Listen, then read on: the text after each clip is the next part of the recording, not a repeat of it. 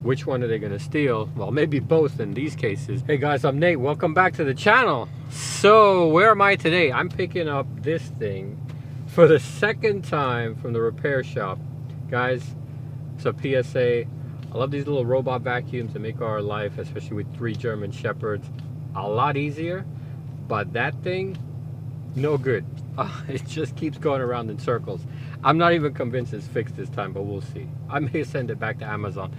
Amazon made me an offer. They said, I tell you what, we'll give you 80% of your price back if you send that back to us. And at this point, I'm thinking maybe I'm going to take them up on that. So, what are we talking about today? We got to talk about the theft of these cars. It's getting crazier out there. I didn't think it could get worse. So let's get out of here. This is a gloomy subject on a gloomy South Florida day. All right, so if you haven't seen my previous videos on this topic, I was talking about how Dodge thefts are getting crazy, kind of some of the stuff that Dodge has done. We'll cover those again a little bit, high level, and some of the things that you could do. Since the last time that I did the video, that device, the Bmmpr device, actually the Bmmpr device has actually started working. So I don't know if that message I sent to the support team through the app somehow got picked up by someone. I didn't get a reply, but the device did start working. The app is super flaky, like it doesn't even know that I have a device registered, but it works. It sends me a notification. So I've got notifications saying that the car engine started. It's been molested, I guess, for the lack of a better word, in terms of it's been bumped. So it seems to be working. So I've been pretty happy with the Bmmpr thing so far. CarLock, I think, does something similar. I didn't want to pay a subscription for it, and I bought the Bmmpr on Kickstarter. They had a special deal where it just came with whatever the monitoring was, because it does need to, I mean, obviously send those alerts out. It needs some kind of cell connection. That seems to still be working. Who knows? We'll see how long it lasts, but so far it seems to be doing its job. Now, I don't leave that thing plugged in all the time because it is going to drain. It's on your ODB2 port. It is going to drain your 12 volt. But what I did is I just plug it in anytime I'm somewhere not at home, right? So at home, car is garaged, locked up. That is probably going to be your best bet to safeguard these cars. But when I'm out, put the little Bmmpr unit thing in and hope for the best, right?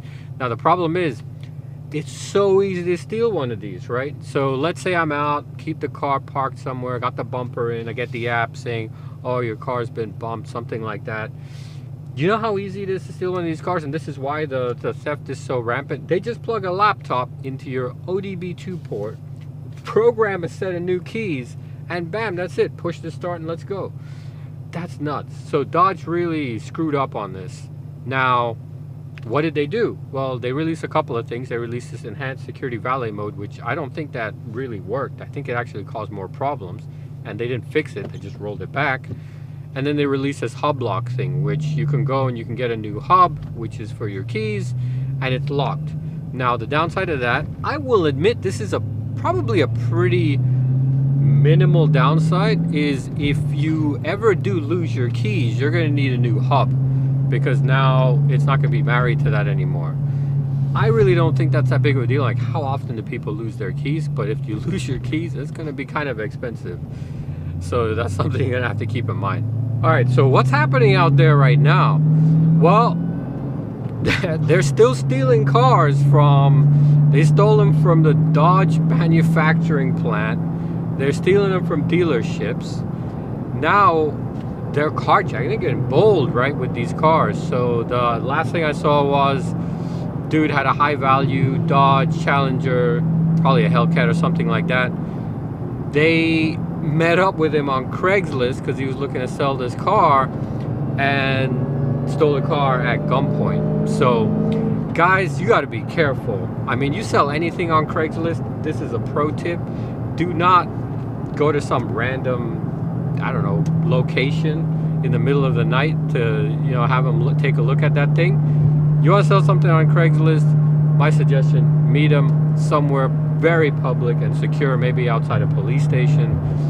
If at the last minute someone's like, oh yeah, no, I can't make it to the police station, could you meet me here? Forget it. Whatever you're selling, the money is not worth risking your life. So be careful. So yeah, this dude got held up at gunpoint. Saw another one where they pushed the car away with a Durango, apparently.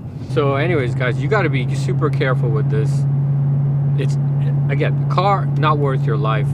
I got some good comments in my last video about this. There's like a wheel locking device that you could stick on your car if you're leaving it somewhere. Cal SRT has a great idea too. He posted in his video, you gotta check that out. He's the guy that built the 300 Hellcat, if you're not familiar with that. But his idea was basically just install a kill switch on the push button, which I thought was genius, right? So install a quick kill switch. It's gonna be somewhere hidden in there. Doesn't even need to really be anything fancy, but basically no one's gonna know you have a kill switch, right, except you. And so what they're gonna do is they're gonna come in here with their laptop, program a key, try to start the car, it doesn't start. What's going on? It's not starting. Maybe they think you have a dead battery or something like that and leave you alone. The other thing I will take, and this is a factory installed option, is this stick right here. This is probably one of the better theft deterrents because most people don't know how to drive a stick these days. And so what you can do is you can get a stick and hopefully you know how to drive it. And not only will you have more fun driving the car, but you'll also hopefully deter people from stealing it. So let's see. I don't know. Now we kind of touched this in the last one, like security on anything really. It could be your house, could be your car. It's layers, right? So if you have a good alarm system, that's one thing. Kill switch is good. The stick shift, that's another thing. The bumper, that's another thing. All of these things, right? Some of these are noticeable. With a car, it's a little bit harder for some of the stuff to be noticeable. Maybe the car alarm. But with some of this stuff, it's just a deterrent. So let's assume there's two identical challengers sitting next to each other. Which one are they going to steal? Well, maybe both in these cases, but which one are they going to steal? Probably the one that has less theft deterrence on it, because that's the easiest. Same with your house, right? So which house is someone more likely to break into? The one that has less deterrence.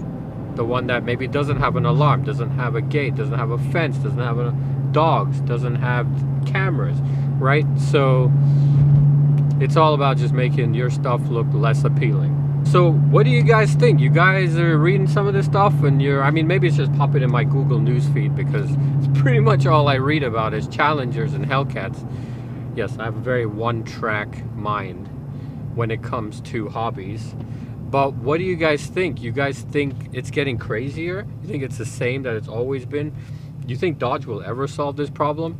I don't know. Maybe the Banshee, the electric vehicle, something they could do is it could just electrocute you with an 800-volt drivetrain if you don't put your thumbprint or something. I don't know. Here's an idea. So I don't know if you guys saw in South Africa, carjackings are pretty crazy, and there's some interesting solutions I saw where like flamethrowers would come out of the bottom of the car and like torch whoever was trying to carjack, and like knives and stuff. So there's some inventive solutions out there to the problem. Probably not going to fly here in a litigious society such as ours, but food for thought. So guys, stay safe out there. Hope you enjoyed this one. Check out these next videos and I'll see you there. Thanks.